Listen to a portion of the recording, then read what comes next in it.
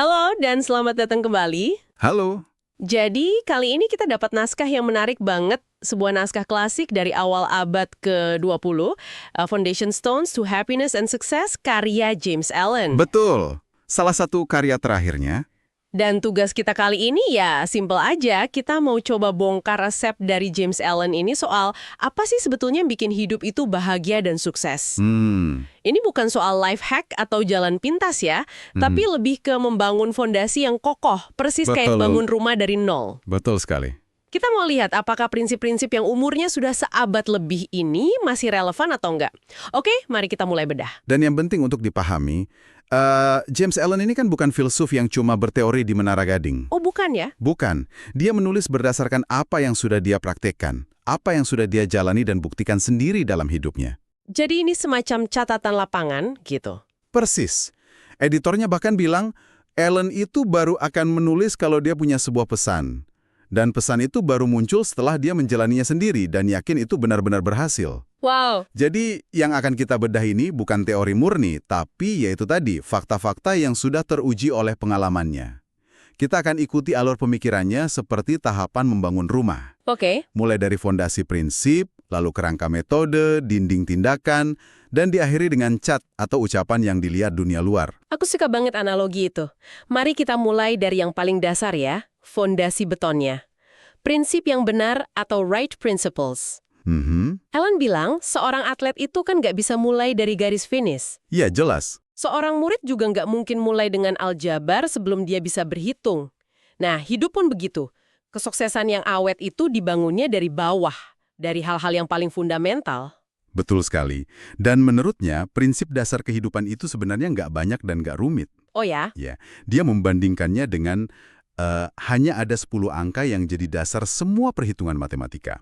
Atau cuma 26 huruf yang membangun semua karya sastra dunia. Sederhana tapi kuat ya? Fondasi itu selalu sederhana, tapi kekuatannya luar biasa. Tanpa fondasi ini, ya semua yang kita bangun di atasnya akan rapuh. Oke, jadi ada 5 prinsip utama yang dia sebut sebagai fondasi. Ada kewajiban, kejujuran, ekonomi, kemurahan hati, dan pengendalian diri. Nah, beberapa di antaranya kan kedengarannya jelas ya, kayak kejujuran. Tapi yang bikin saya mikir itu hubungan antara ekonomi dan kemurahan hati. Ah, ya. Dan kayak itu dua hal yang, gimana ya, agak bertentangan. Gimana ceritanya orang yang hemat bisa sekaligus jadi dermawan? Nah, ini dia salah satu wawasan Allen yang paling menarik menurut saya. Dia membalik logika kita. Oke. Menurutnya, justru hanya orang yang menerapkan prinsip ekonomi yang bisa benar-benar murah hati. Hanya mereka? Kok bisa? Dan ekonomi di sini bukan cuma soal dompet. Allen bicara soal vitalitas fisik dan energi mental. Oh, lebih luas dari uang? Jauh lebih luas. Kalau kita tarik ke zaman sekarang, ini tentang melawan burnout. Dia seakan bilang, energi dan fokus kita itu sumber daya yang terbatas. Masuk akal. Setiap kali kita misalnya doom scrolling, atau terjebak drama online, atau mengeluh berlebihan, kita itu sedang boros energi mental. Ah, saya paham. Nah, orang yang boros seperti ini kan sudah menghabiskan semua sumber dayanya untuk diri sendiri. Jadi, gak ada lagi yang tersisa untuk diberikan ke orang lain.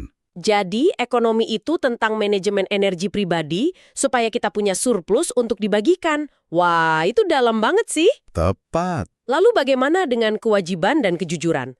Di era sekarang yang penuh dengan personal branding, dua hal ini rasanya relevan banget. Sangat. Bagi Allen, kewajiban itu simple. Fokus urus kerjaanmu sendiri dengan sebaik-baiknya. Oke. Jangan sibuk ngurusin atau mengkritik pekerjaan orang lain. Dia bilang, orang yang paling sering ngasih nasihat yang gak diminta, biasanya adalah orang yang paling berantakan ngurus hidupnya sendiri. Kena banget itu. Jadi ini soal fokus dan integritas kerja ya? Betul. Dan kejujuran melengkapinya. Bukan cuma soal tidak menipu, tapi soal ketulusan. Ucapan dan tindakanmu itu selaras. Sinkron? Ya, sinkron. Kombinasi keduanya, menurut Allen, itulah yang membangun reputasi. Dan reputasi, dulu maupun sekarang, adalah aset yang paling berharga. Dan yang terakhir, pengendalian diri yang dia sebut paling penting. Ini sepertinya yang mengikat keempat prinsip lainnya ya? Semacam tulangan baja di dalam fondasi betonnya. Tepat. Analogi yang pas sekali. Tanpa pengendalian diri, semua prinsip lain itu runtuh. Contohnya gimana? Allen ngasih contoh pebisnis yang membentak pelanggan karena masalah sepele.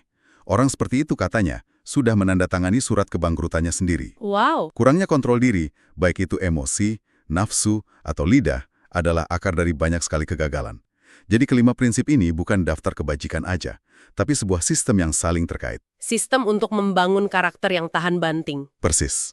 Oke, jadi fondasi betonnya sudah kering dan kokoh nih. Sekarang kita butuh kerangka bangunannya kan? Blueprint-nya.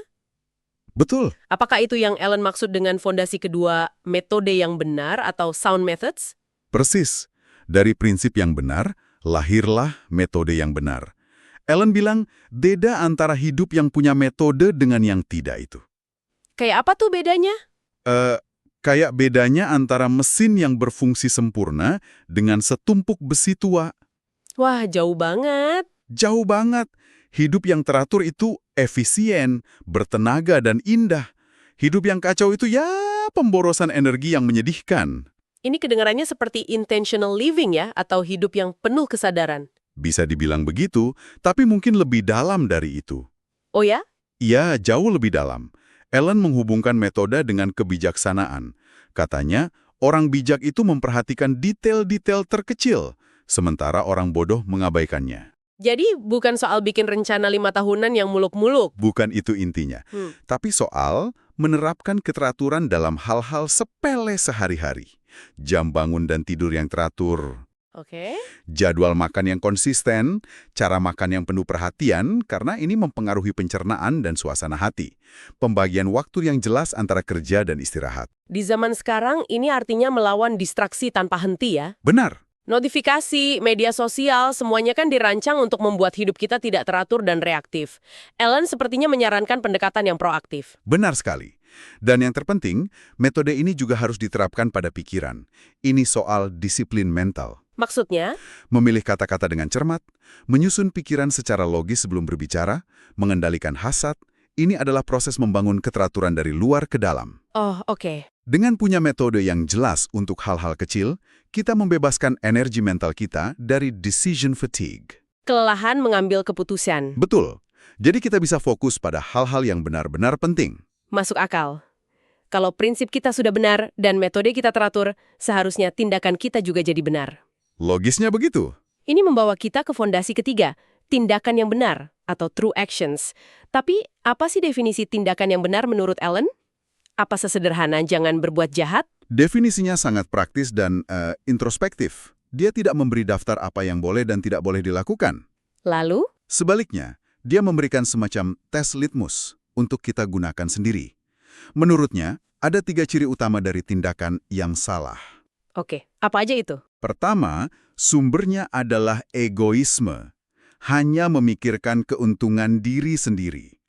Kedua, lahir dari pikiran yang bergejolak seperti amarah, iri, atau dendam. Dan yang ketiga, ini yang paling jitu. Apa tuh? Tindakan salah selalu butuh disembunyikan. Wah, itu barometer yang kuat. Jika kita merasa harus menyembunyikan sesuatu, itu pertanda ada yang nggak beres. Tepat. Pernah kan ngerasaan itu? Perasaan nggak enak di perut pas tahu apa yang kita lakukan harus dirahasiakan. Tepat sekali. Sebaliknya, tindakan yang benar sumbernya adalah pertimbangan untuk orang lain. Lahir dari pikiran yang tenang dan jernih. Dan nggak perlu disembunyikan. Dan tidak akan menimbulkan rasa malu jika diketahui publik. Tapi, ada satu peringatan penting dari Ellen. Apa itu? Dia mengutip ungkapan, jalan menuju neraka dilapisi dengan niat baik. Itu terdengar keras. Maksudnya niat baik saja tidak cukup gitu. Tidak cukup sama sekali. Menurut Ellen, tindakan yang lahir dari niat baik tapi dilakukan secara gegabah atau tanpa pemikiran yang matang, itu bukanlah tindakan yang benar. Jadi impulsif itu bahaya. Betul. Kurang berpikir, bagi orang yang ingin bertindak benar, adalah sebuah kejahatan. Tindakan yang benar harus lahir dari thoughtfulness, pertimbangan yang cermat terhadap konsekuensi. Oke, rumah kita sudah punya fondasi, kerangka, dan dinding yang kokoh. Sekarang kita sampai pada bagian akhir konstruksinya, yang mungkin paling terlihat oleh dunia luar. Ucapan yang benar atau true speech. Ini seperti cat dan finishingnya ya. Analogi yang pas sekali. Hal pertama yang dilihat dan dinilai orang. Betul. Dan di bagian ini Ellen benar-benar tidak main-main. Dia bilang seseorang bisa saja belajar hal-hal spiritual yang terdengar canggih, seperti metafisik atau fenomena psikis. Oke. Tapi, jika orang itu masih suka berbohong, menipu, atau menjelek-jelekan orang lain di belakang, Alan bilang dia bahkan belum memulai perjalanannya sama sekali. Wow, tajam sekali. Hal-hal yang lebih tinggi itu sebenarnya adalah kejujuran, kebaikan, kesabaran, dan kerendahan hati. Dan itu semua dipraktekkan lewat ucapan. Dia secara khusus membahas soal fitnah atau slander, dan pandangannya cukup radikal. Dia bilang pendengar fitnah itu sama bersalahnya dengan penyebarnya. Betul. Itu pandangan yang cukup keras di era gosip dan cancel culture seperti sekarang ini. Sangat keras. Karena itu menempatkan tanggung jawab kembali pada kita, para pendengar. Menurutnya, fitnah itu punya dua sisi, mulut yang berbicara, Dan telinga yang mau mendengarkan. tepat. Tanpa telinga yang reseptif, kata-kata jahat itu tidak punya tempat untuk tumbuh. Dia menjelaskan bagaimana fitnah itu seringkali dimulai dari kesalahpahaman kecil, lalu dibumbui oleh kemarahan, dilebih-lebihkan, dan setiap kali diceritakan ulang, distorsinya semakin parah. Hingga menjadi kebohongan total? Hingga menjadi kebohongan total. Lalu apa dampaknya bagi kita yang mungkin tanpa sadar suka mendengarkan atau percaya pada gosip? Nah, disinilah analisis psikologis Alan menjadi sangat dalam. Dia bilang, jika pikiranmu terbiasa menerima dan menikmati cerita negatif tentang orang lain, Oke. kamu sedang membangun penderitaan untuk dirimu sendiri. Karena ketika giliranmu yang difitnah, kamu akan hancur lebur. Jadi kita menyiapkan lahan penderitaan itu di pikiran kita sendiri. Persis. Kamu akan merasa dunia tidak adil, kehilangan kedamaian, kamu menyalahkan si pemfitnah. Tapi Alan berkata, akar penderitaanmu yang sebenarnya bukan orang itu, Tapi, melainkan kesiapan pikiranmu sendiri untuk percaya pada keburukan. jadi solusinya bukan dengan klarifikasi atau melawan si pemfitnah. Bukan itu yang utama. Solusi jangka panjangnya adalah membangun kekebalan internal. Kekebalan internal. Seseorang yang telah melatih pikirannya untuk menolak fitnah, yang tidak ikut-ikutan menyebar atau mendengarkan, dia tidak akan terganggu ketika fitnah datang kepadanya. Reputasinya mungkin tercoreng. Reputasinya di mata orang lain mungkin sempat tercoreng, tapi karakternya tetap utuh.